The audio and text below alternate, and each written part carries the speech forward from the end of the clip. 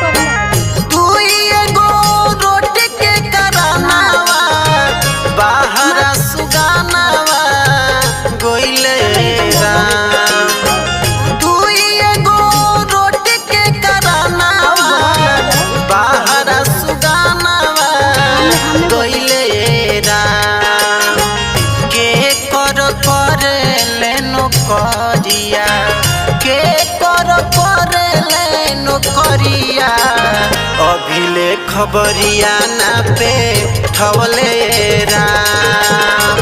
के कर लेनो करिया अभिले खबरिया ना पे ठवले राम।